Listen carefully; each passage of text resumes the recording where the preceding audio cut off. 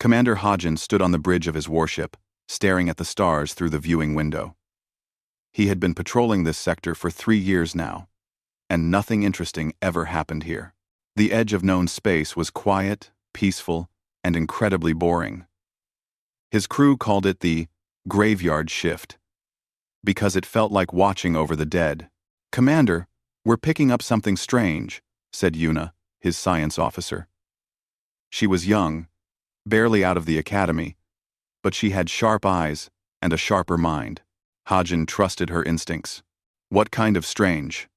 Hodgin asked, walking over to her station. Yuna's fingers danced across her console, pulling up readings that made no sense. "Energy signatures, sir. But they don't match anything in our database. The patterns are old, really old." Hodgin frowned. In all his years of service, he had never seen readings like these. The energy waves pulsed in a rhythm that seemed almost deliberate, like a heartbeat. Could it be a malfunction? Number 10. "No, sir. I've checked 3 times. This is real." Yuna zoomed in on the source. "And sir, there's something else. These patterns match fragments from the ancient archives, the ones about humans." Hodgin felt a chill run down his spine. Humans. Every child in the galaxy grew up hearing stories about them. A powerful civilization that destroyed itself 10,000 years ago. A warning tale about what happens when a species becomes too proud, too violent. Most people thought they were just stories, myths created to teach moral lessons. "That's impossible," Hodgin said. "Humans aren't real." "I know what the stories say, sir. But these readings are real. Whatever is out there, it's using technology that matches the descriptions from the human legends." Hodgin made a decision. "Set course for those coordinates, but keep weapons ready. We don't know what we're dealing with." Weapons. Seponent, far across the sector, on a small mining colony called Theros 9, a merchant named Doyun was having a very bad day. He had just bought what he thought was a shipment of rare metals, only to discover that half of it was worthless rock. His partner Minji was not happy about it. "I told you not to trust that dealer," Minji said, arms crossed. "Now, we're broke." "It's not that bad," Doyun said, trying to sound optimistic. "We still have the salvage contract. We can make the money back." The salvage contract was simple. A survey team had found a derelict probe floating near the asteroid field. Doyun and Minji's job was to retrieve it and bring it back to the colony. Easy money. Or, so they thought. When they found the probe, both of them fell silent. It was unlike anything they had ever seen. The hull was covered in strange symbols, and it gave off a faint glow. Minji scanned it carefully. "These markings," she whispered. "I've seen them before. In a book my grandmother gave me, she said they were human symbols." Doyun laughed nervously. "Come on. Humans are just stories." "Then explain these symbols," Minji said, showing him her scanner. "They match perfectly. This probe is 10,000 years old, Doyun. Maybe older." They loaded the probe into their cargo hold and tried to contact the colony. But their communications didn't work. Something was jamming their signals. Doyun felt fear creep into his chest. Whatever this probe was, someone didn't want them talking about it. Meanwhile, in the great capital world of the Galactic Council, the leaders of 1,000 species were gathering for an emergency session. Elder Bora, one of the oldest beings in the galaxy, stood before the assembly. Her crystalline body glowed with inner light as she spoke. "My fellow council members, I come before you with a warning. The old texts speak of the return of humanity. I believe that time has come." The chamber erupted in laughter and dismissive gestures. Council Chair Taeyang, a being of pure energy contained in a diplomatic form, raised his hand for silence. "Elder Bora, with all respect, we have real problems to address. Pirates in the Outer Rim, trade disputes, resource shortages. We cannot waste time on children's stories. These are not stories. Bora's voice echoed through the chamber. I have studied the archives for centuries. The humans were real. They left because they feared what they had become.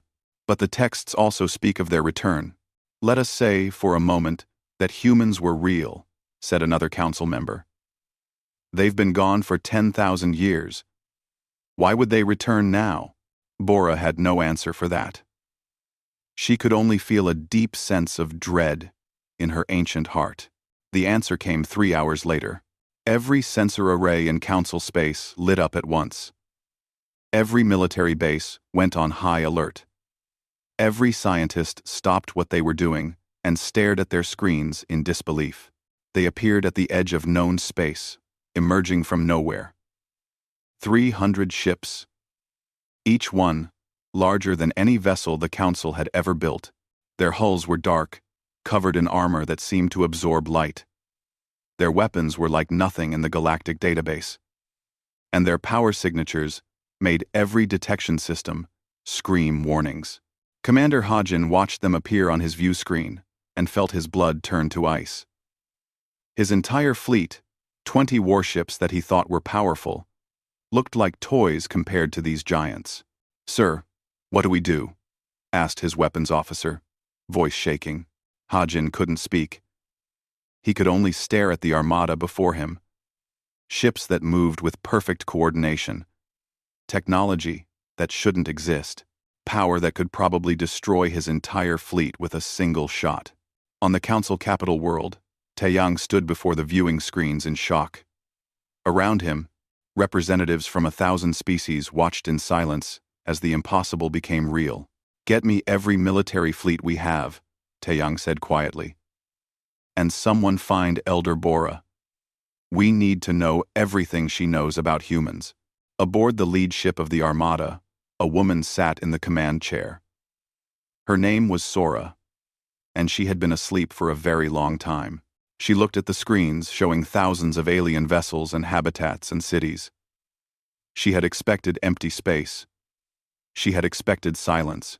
She had expected to find a galaxy still sleeping while humanity ran from its past. Instead, she found a thriving civilization that had grown in humanity's absence. Captain, said her first officer Jinho, we're being hailed. Multiple ships approaching. They appear to be military. Sora took a deep breath. 10,000 years ago, humanity had fled into the dark. They had run from their sins, from their mistakes, from the horror they had unleashed. They had hoped to find peace in the empty spaces between stars, but peace had never found them. And now, after all this time, after all those long years in the dark, they had come to the one place they thought they would never see again. Home. Or at least, the galaxy that had once been home. Open all channels, Sora said. Let's introduce ourselves. In the vast darkness of space, the impossible had happened. Humanity. The myth. The legend. The ghost story told to frighten children. Had returned, and nothing in the galaxy would ever be the same again. The news traveled faster than light itself. Within hours, every world in the galaxy knew about the Armada. Panic spread like wildfire. Some species began evacuating their border colonies. Others armed themselves and prepared for war. Stock markets crashed.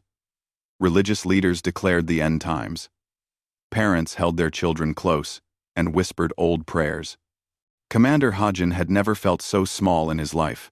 His orders were clear but terrifying. Make first contact with the human fleet. Establish communication. Determine their intentions. Do not, under any circumstances, start a war that the Council could not possibly win. Easy orders, muttered Hajin as his ship approached the Armada. Just chat with the monsters from every nightmare our species has ever had. Yuna worked at her console, trying to find the right communication frequency. The human ships were not responding to standard hails. They just sat there in space, silent and dark, like predators watching their prey. Try the old frequencies, Hajin suggested. The ones from the ancient archives. Yuna nodded and adjusted her equipment. She broadcast on wavelengths that had not been used in thousands of years. For a long moment, nothing happened. Then, suddenly, one of the human ships lit up. A voice came through, speaking in a language that Yuna's computer had to translate. "This is Captain Sora of the human vessel Indomitable. We mean no harm. We request permission to speak with your leaders." The voice was calm, almost gentle. Hajin had expected something harsh, military, threatening. Instead, the human sounded tired. The computer translation was good, but Hajin could hear something beneath the words. Sadness. Maybe. Or hope.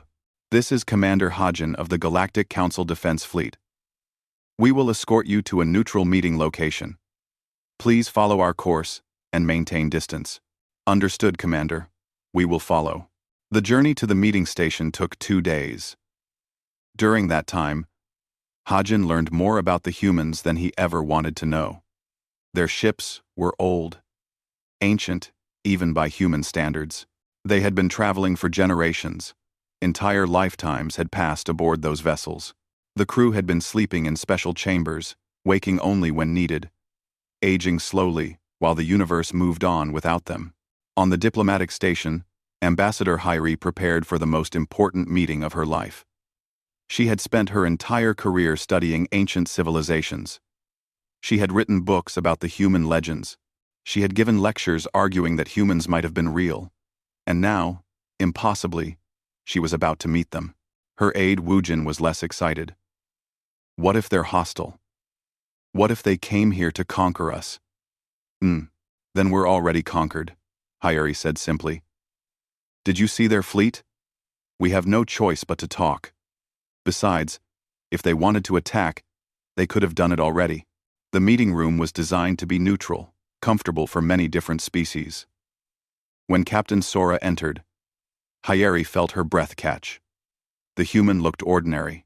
2 arms, 2 legs, a face with 2 eyes and a mouth. She wore a uniform that was clearly military but not threatening. She moved with grace and confidence. Behind Sora came her first officer, Jinho. He was taller, with cautious eyes that scanned the room for threats. Both humans looked tired, but not weak. They looked like people who had traveled a long, long road and finally reached their destination. "Ambassador Hyrie," Sora said, bowing slightly. "Thank you for meeting with us."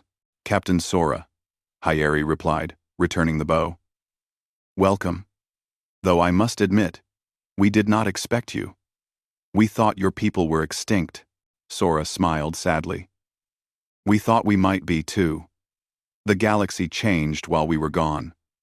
When we left, there was no Galactic Council, no great civilization of peaceful species. There was just empty space and the mistakes we were running from." "What mistakes?" asked Hyrie. Sora and Jinho exchanged glances. Finally, Sora spoke. 10,000 years ago, humanity nearly destroyed itself. We had wars, terrible wars. We split atoms and poisoned worlds, and killed billions of our own people. We were young and stupid, and thought we could control everything. "So you left," Hyrie said softly. "Those who could." "Yes. We built ships, and filled them with everyone we could save. We flew into the darkness, hoping to find a new home. Somewhere far from Earth. Somewhere we could start over and do better." Jinho continued the story. "We traveled in what we called dark space, a method of hiding our ships from detection. We slept in cryo chambers while the ships flew themselves. We woke up every few centuries to check our course and look for habitable worlds." "And did you find one?" asked Wujin. "No," Sora said. "Every world we found was either dead, or already claimed, or too dangerous. We kept searching, kept hoping, and then our sensors detected this." She gestured around them. "A thriving galactic civilization. Thousands of species living in peace. Everything we had dreamed humanity might become." The meeting lasted hours.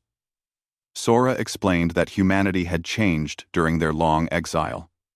They had learned from their mistakes. They had developed new philosophies, New ways of thinking. They no longer believed in conquest or domination. They just wanted a place to live, to rest, to be part of something larger than themselves. Hyeri wanted to believe her.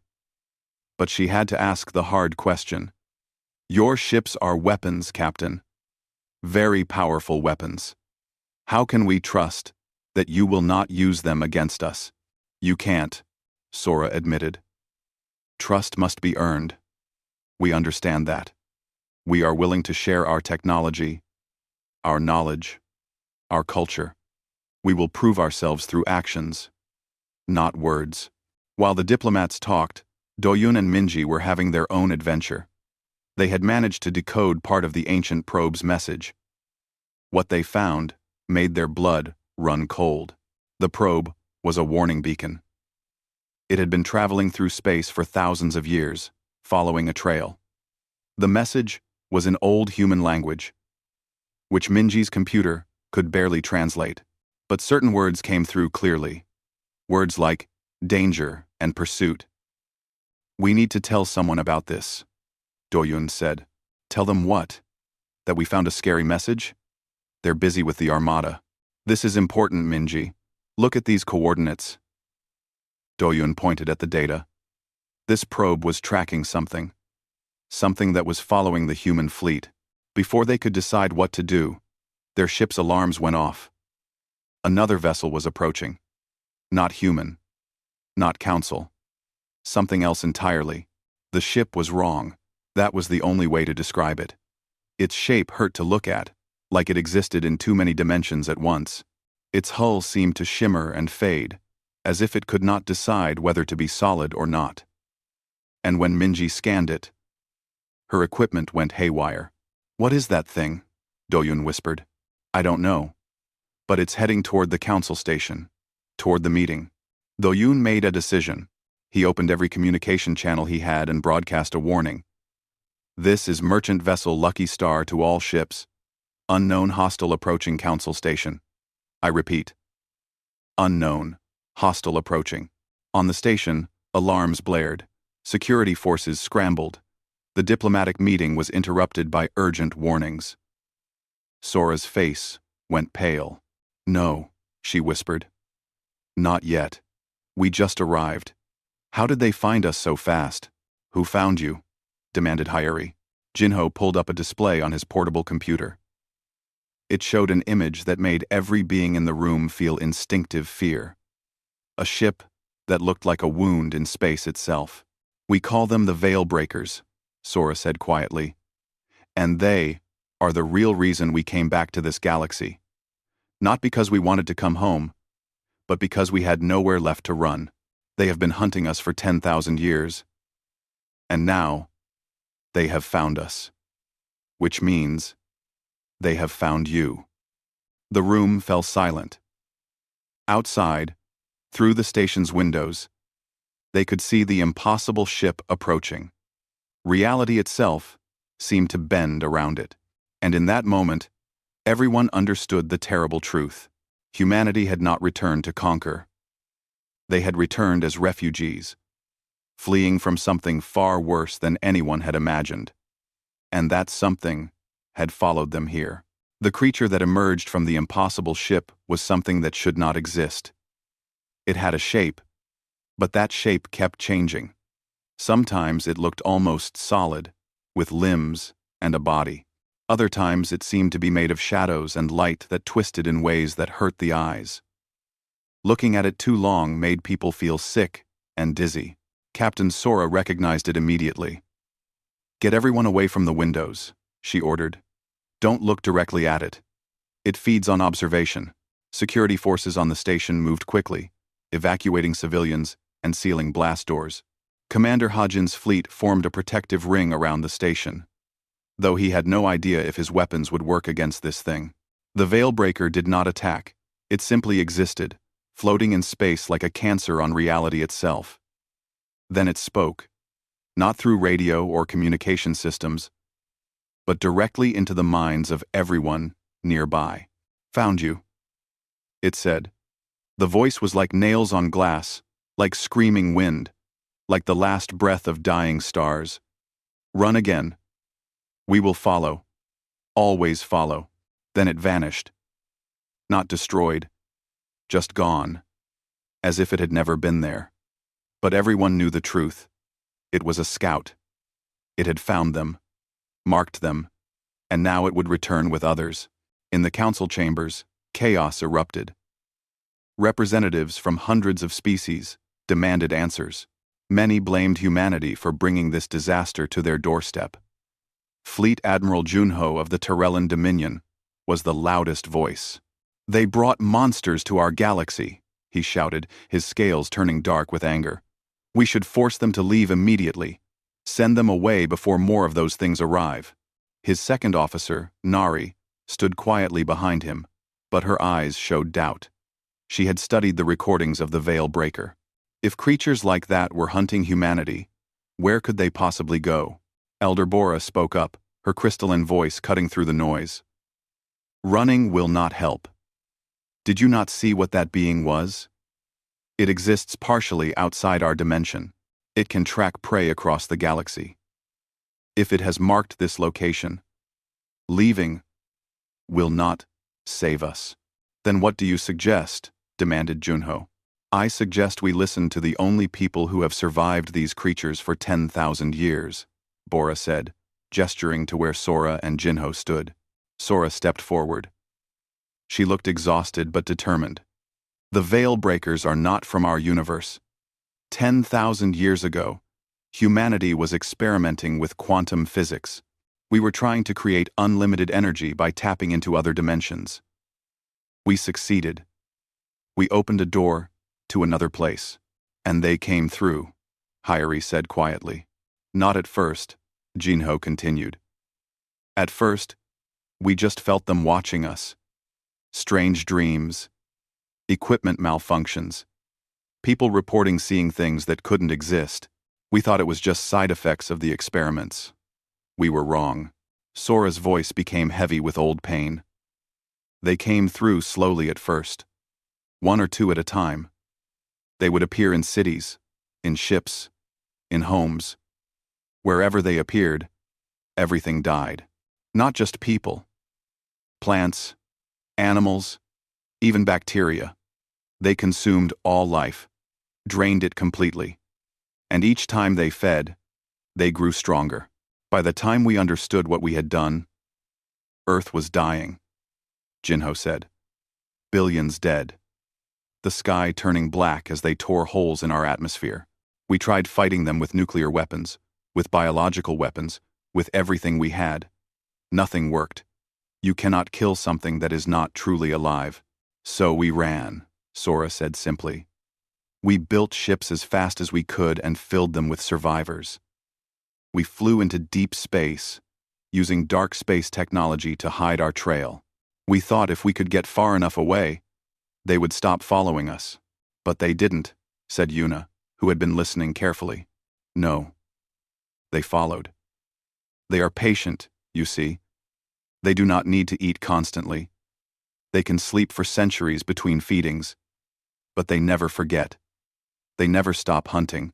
We have been running for 10,000 years, and they have been following for 10,000 years." The council chamber fell silent. Everyone understood the terrible truth now. Humanity had not brought war or conquest. They had brought something far worse. They had brought hunters that could not be escaped. Ambassador Hyeri asked the question everyone was thinking. "Is there any way to stop them?" "Maybe," Sora said. "In 10,000 years, we have learned a few things. The Veil Breakers exist in multiple dimensions at once. This makes them nearly impossible to kill, but it also means they need anchor points to stay in our reality. Places where the barrier between dimensions is weak. Like doorways," Wujin said. "Exactly. They create these anchors wherever they go. Destroy the anchors, and you can force them back into their own dimension. At least temporarily." "How do we destroy these anchors?" asked Commander Hajin. Jinho pulled up technical diagrams on the holographic display. "Human ships carry weapons called dimensional disruptors. They stabilize reality in a local area, making it impossible for the Veil Breakers to maintain their connection to our dimension. The weapons were designed specifically to fight these creatures. "Why didn't you tell us this immediately?" demanded Junho. "Would you have believed us?" Sora asked. "Would you have trusted weapons technology from species you thought were myths? We needed you to see the threat first, to understand what we are facing." Tensed. Meanwhile, far from the political arguments, Doyun and Minji were following the coordinates from the ancient probe. They had convinced a council science team to come with them, including Yuna, who had requested temporary transfer to investigate the probe's origins.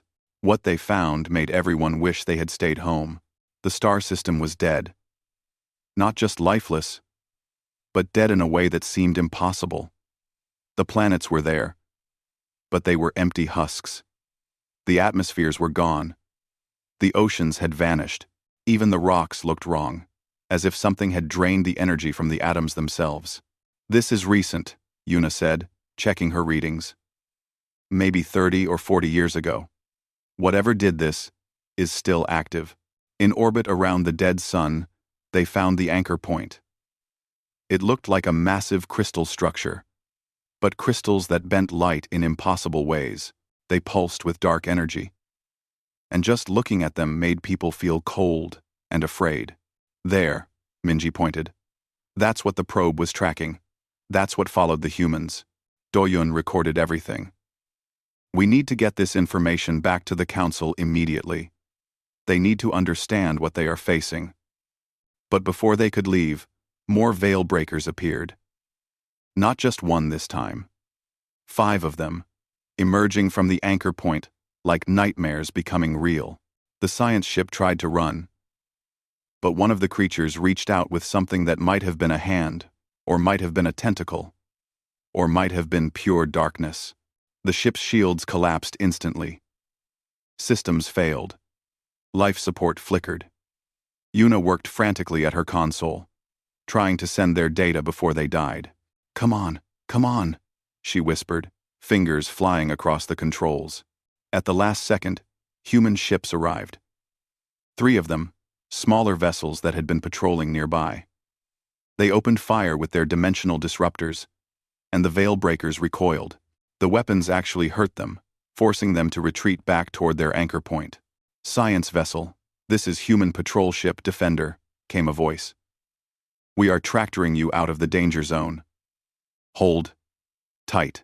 The human ships formed a protective triangle around the damaged science vessel and jumped to faster than light speed, leaving the dead system behind. The veil breakers did not follow. But their message was clear. They were coming. And there were more of them than anyone had thought. Back on the council station, Sora received the report from the patrol ships. She looked at the data from Yuna's scans and felt her heart sink. 5 veil breakers in one location. That meant they were gathering, preparing for a major attack. "How long do we have?" asked Hyrie. "Days," Sora said. "Maybe a week. They are bringing more through the anchor points. When they have enough, they will attack.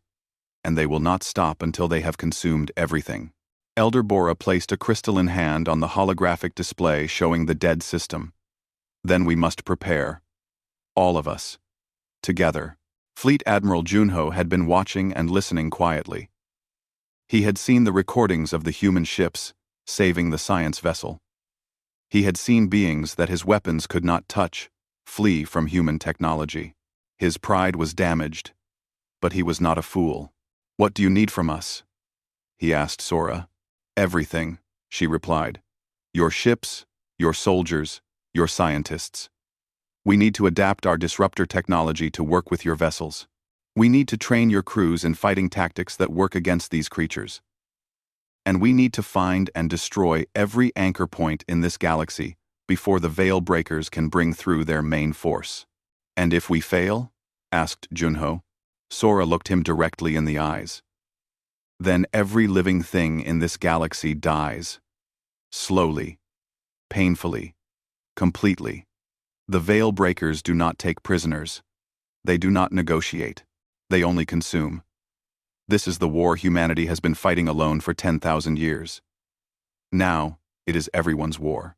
The council voted that night. It was not unanimous. Some species refused to help, choosing to evacuate their worlds instead. Others fortified their defenses and closed their borders. But most, seeing the truth of what was coming, voted to stand together. For the first time in galactic history, the Council united under a single military command. Human and alien ships began training together. Scientists shared technologies that had been kept secret for centuries. Engineers worked around the clock to install dimensional disruptors on Council vessels. And in the darkness between stars, the veil breakers gathered. Patient, hungry, endless. The galaxy had never moved so fast. Within days, construction yards that normally built cargo ships were retooling to create warships. Factories that made consumer goods switched to producing weapons and armor.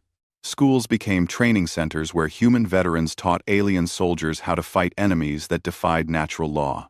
In orbit above the Council capital world, engineer Minho directed the installation of dimensional disruptors on a Tyrellan battleship. The work was delicate and dangerous. One wrong connection could tear a hole in reality itself. Higher, he called to the construction crew. The emitter needs to align perfectly with the ship's power core. Officer Nari watched from the bridge, impressed despite herself. The humans worked with practiced efficiency, as if they had done this 1,000 times before. Of course, she realized, they probably had. 10,000 years was a long time to perfect your weapons. Will this really work? She asked Minho when he came aboard to check the connections. Against 1 or 2 veil breakers? Yes, he said honestly. Against 100? Maybe. Against 1,000? He shrugged. We have never faced that many at once. We usually run before it gets that bad. But you are not running now. No, Minho agreed. We are tired of running. And besides, we have something we never had before. Allies. Across the sector, similar scenes played out on hundreds of ships. Scientist Unji worked with Yuna in a research facility, trying to understand the energy signatures that veil breakers gave off. If they could find a way to detect the creatures before they attacked, it would give the Allied fleet a crucial advantage. Look at this, Unji said, pointing at a display. The energy pattern is not random. It follows a mathematical sequence. Like a heartbeat, Yuna studied the data carefully. If we can predict the pattern, we can create an early warning system. But we would need sensors everywhere. Then we build sensors everywhere, Unji said with determination. We have 6 days before they attack. That is enough time. Unquote. Unquote. Unquote. Then, quote, it was not enough time. But they tried anyway. Ambassador Hyeri found herself playing a role she never expected. She became a bridge between humanity and the Council species, translating not just words, but concepts and cultures. Humans thought differently than most species. They planned for worst-case scenarios, always expecting disaster. It made them seem paranoid, but it also made them survivors. Woojin helped her organize supply lines and refugee protocols. What happens to the civilians? He asked. The people who cannot fight? We evacuate them to the core worlds, Hyeri said, as far from the fighting as possible. If the fleet fails, they might have a few extra weeks to live. You mean before the veil breakers find them? Yes. Hyeri hated being so blunt, but there was no point in lying. Everyone needed to understand the stakes. Merchant Doyun and Minji had become unlikely heroes. Their discovery of the dead system and the anchor point had provided crucial intelligence. Now they led teams of scouts, searching for more anchor points throughout Council space. Another one, Minji reported from their ship's sensor station. In the Kareth system. And it is active. Doyun marked it on the tactical map. That made 17 anchor points discovered so far. 17 doorways through which the veil breakers could pour into their dimension. Each one needed to be destroyed, but destroying them required getting close enough to plant charges, and getting close meant exposing ships to attack. We need a plan, Doyun said. We cannot just charge at these things. Captain Sora was thinking the same thing.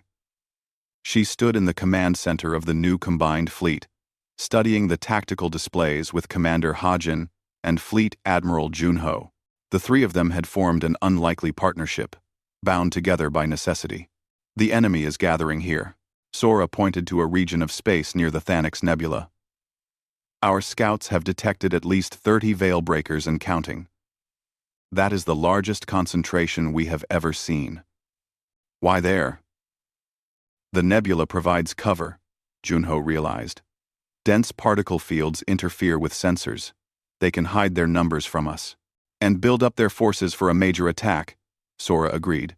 We have two choices. We can wait for them to attack and fight defensively, or we can strike first. Striking first means going into the nebula, Hajin said slowly. We would be blind, fighting on their terms, but waiting means they choose when and where to attack. Junho countered. They could hit multiple systems simultaneously, spread our forces thin. Sora looked at both of them. What do you think we should do? It was a test. Hajin realized. Sora was giving them a chance to prove they could make hard decisions. He thought about his crew, about Yuna, and all the other young people who trusted him to keep them safe. He thought about the millions of civilians depending on the fleet to protect them. We attack, he said firmly. Better to fight them where they are than let them choose the battlefield. Junho nodded agreement. We attack, but we need a strategy that plays to our strengths. Over the next 3 days, they planned the battle. Human ships would lead the assault, their dimensional disruptors clearing paths through the enemy. Council vessels would provide support, using superior numbers to overwhelm isolated veil breakers. Scout teams, led by Doyun and Minji, would slip through the battle to destroy the anchor points. It was a good plan. Maybe even a great plan. But everyone knew that plans rarely survived contact with the enemy. On the night before the fleet departed, Sora found Junho standing alone in an observation deck, looking at the stars. Cannot sleep? She asked. Too many memories, he replied. Every time we fight them, I remember Earth, remember everyone we lost. I know. Sora stood beside him. But this time is different. This time, we are not alone. What if we fail? What if we lead all these people to their deaths? Then we will have failed together, Sora said simply. That is better than succeeding alone. And who knows? Maybe together we can do what we could never do alone. Maybe we can actually win. Across the fleet, similar conversations were happening. Veterans comforted rookies. Engineers checked their systems one last time. Scientists verified their calculations. Families sent messages to loved ones, just in case. Yuna wrote a letter to her parents. She told them she was scared but proud to be serving. She told them she believed in what they were fighting for. She told them she loved them. Then, she sealed the letter and put it in her personal effects, hoping she would never need to send it. Minho inspected the dimensional disruptors one final time. He had installed thousands of them over the years, but these felt different. These might actually make a difference. These might save lives instead of just delaying death. Engineer Yunji and scientist Yuna had worked without sleep for 3 days straight, perfecting the early warning sensor network. It was not perfect, but it would give the fleet precious seconds of advance warning. In battles like these, seconds meant everything. The fleet assembled at the rally point. 300 human ships, the last remnant of an ancient civilization. 2,000 council vessels, representing dozens of species who had never fought together before. 5,000 smaller craft. Fighters, and bombers, and scouts. It was the largest military force ever gathered in galactic history. And everyone knew it might not be enough. Fleet Admiral Junho stood on his bridge, looking at the tactical display. He had spent his career fighting pirates and raiders, small threats that could be handled with standard tactics. This was different. This was war on a scale he had never imagined. Officer Nari approached him quietly. "Sir, the crews are ready. The ships are ready. We wait only for your command." Junho looked at her, seeing the trust in her eyes. She believed in him. They all did. He could not let them down. "Open a channel to all ships," he ordered. When the channel opened, Junho spoke clearly and firmly. "This is Fleet Admiral Junho to all vessels. Today we face an enemy unlike any we have known. An enemy that has hunted humanity across 10,000 years. An enemy that wants to devour everything we have built, everything we love, everything we are." He paused, letting his words sink in. But today, that enemy faces something they have never faced before. Today, they face us. Not humans alone. Not council species alone. Today they face all of us together, united in defense of life itself. On the human flagship, Sora listened to Junho's speech and smiled. He was learning. They all were. Today we do not fight for territory or resources or glory.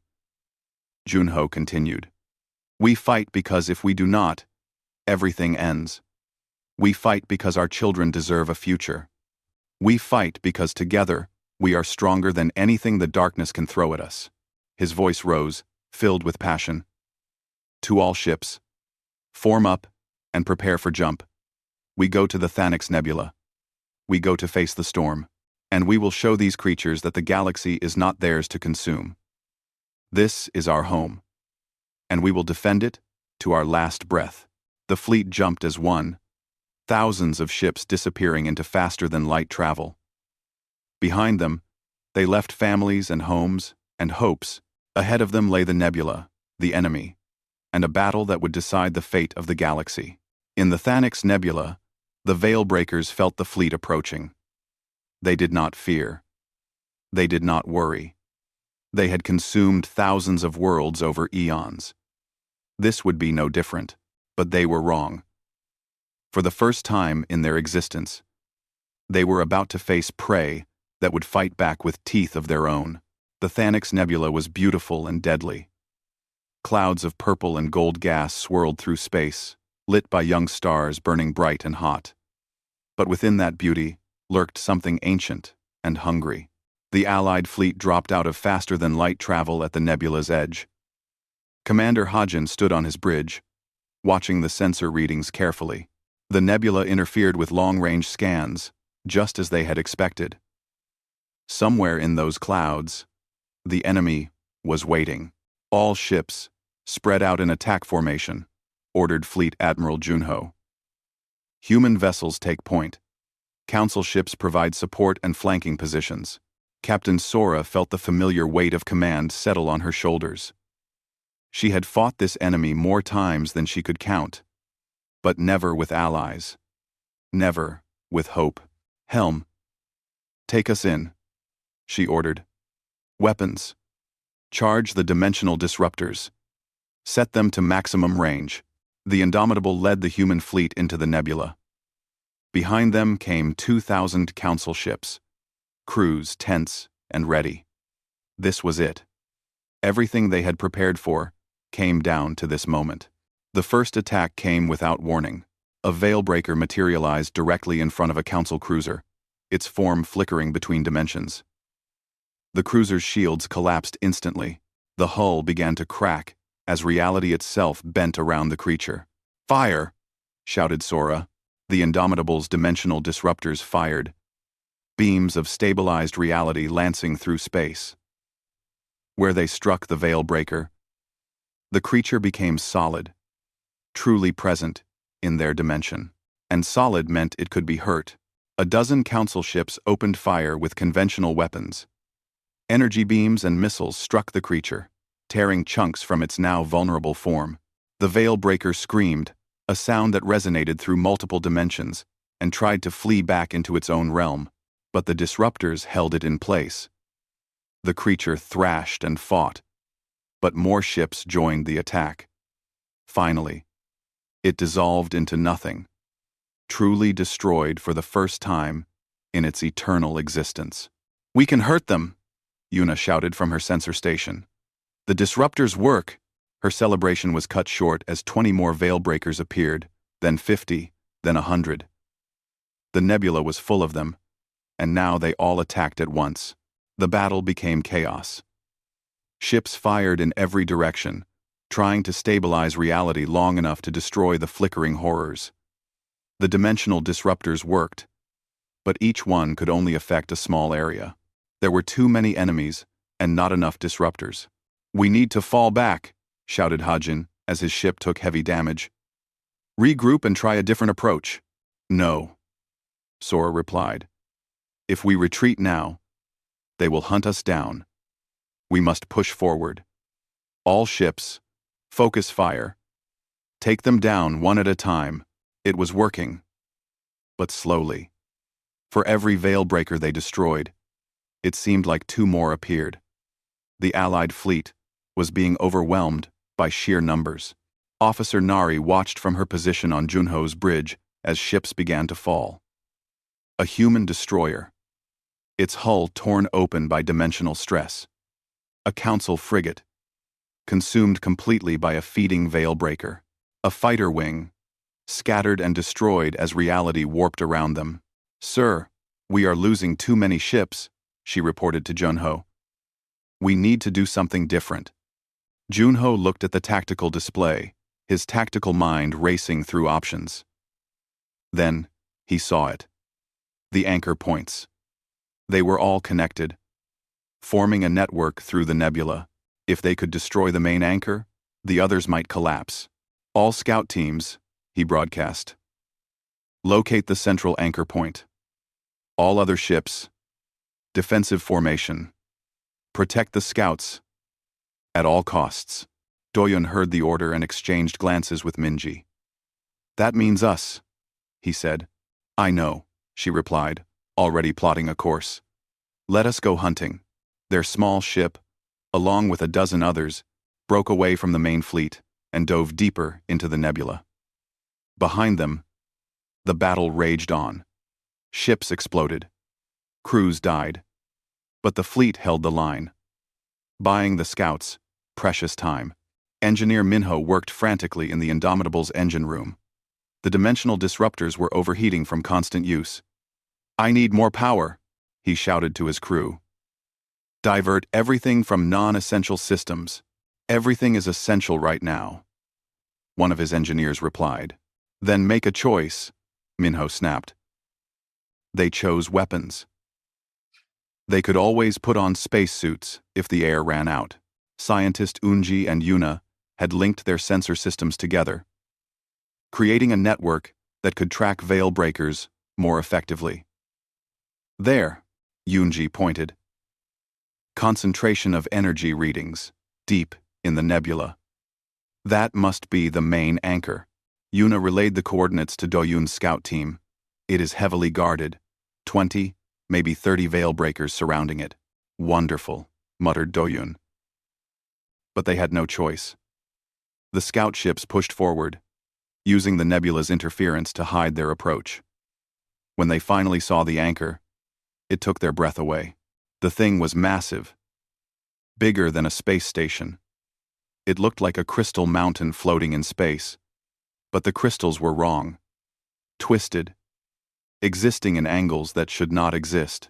Dark energy pulsed through it, and just looking at it made people feel cold and hollow inside. That is what has been feeding them power, Minji realized. That is their doorway. "Then we close it," Doyun said grimly. "All ships, arm explosive charges. We are going to blow that thing to atoms." But the veil breakers had noticed them. Dozens of the creatures converged on the scout ships, hungry and angry. The small vessels dodged and weaved, their pilots pushing their ships to the limit. Back in the main battle, Captain Sora saw what was happening. The scouts were pinned down. They could not get close enough to destroy the anchor. "Jinho," she said quietly, "you know what we have to do." Her first officer looked at her with sad eyes. "There must be another way." "There is not." Sora opened a channel to the entire fleet. "All ships. This is Captain Sora.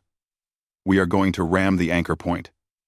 The Indomitable will overload its dimensional disruptors at the moment of impact. The resulting explosion should destabilize the entire network. Captain, that will destroy your ship, Hajin protested. I know, Sora said calmly. But it will also destroy them. And that is what matters. I am coming with you, Junho announced. My ship will provide support. Admiral, you do not have to. Neither do you. Junho interrupted. But we do it anyway. Because that is what leaders do. That is what heroes do. 2. Junho. 2. Do not harse. All across the fleet, captains began volunteering their ships. Sora felt tears in her eyes. These people, these species that humanity had never met before, were willing to die beside her. No, she said firmly. One ship is enough. The rest of you, cover the scouts. Make sure they get clear of the blast. And if we fail, you keep fighting. You never stop fighting. Promise me. We promise, said Hajin quietly. The Indomitable broke from the formation and accelerated toward the anchor point. Veil breakers swarmed around it, tearing at the hull. But the ship's disruptors kept them at bay. Sora sat in her command chair, calm and ready. All crew, abandon ship, she ordered. This is not a request. That is an order. Jinho stood beside her. With respect, Captain. No. Jinho, you made us a family, Sora. You kept us alive for 10,000 years. You think we will leave you now? He smiled. We are staying. All of us. Across the ship, every crew member returned to their stations. Not one person headed for the escape pods. They would see this through together. Sora tried to speak but could not find words. Finally, she just nodded. Then let us finish what we started 10,000 years ago. Let us show these creatures what humanity means. The Indomitable hit the anchor at full speed. In the same instant, every dimensional disruptor on the ship overloaded simultaneously. The explosion was not just physical, it was dimensional, tearing holes in reality itself, collapsing the boundary between dimensions. The anchor shattered. The network connecting all the other anchors collapsed, and every veil breaker in the nebula screamed as they were torn from this dimension and hurled back into their own realm. The explosion was so bright that ships had to shield their sensors. When the light faded, the Indomitable was gone. Captain Sora was gone. Jinho, Minho, and 3,000 human crew members were gone. But the anchor was destroyed. The veil breakers were banished. The battle was won. The Allied fleet drifted in shocked silence. They had won, but the cost was terrible. Dozens of ships destroyed, thousands dead, and humanity's flagship, the symbol of their 10,000-year journey, gone forever. All ships, said Hajin softly, 1 minute of silence for the fallen. They floated in the nebula, among the wreckage and the fading energy signatures, and remembered those who had sacrificed everything. Then, slowly, they began the journey home. The aftermath of the battle changed the galaxy forever. The Council was reformed, with humanity officially recognized as a founding member. Commander Hajin, promoted to Admiral, took charge of integrating human defensive technology throughout Council space. Ambassador Hyeri established the first human embassy on the Council capital world. She worked with Woojin to create cultural exchange programs, helping the two civilizations understand each other.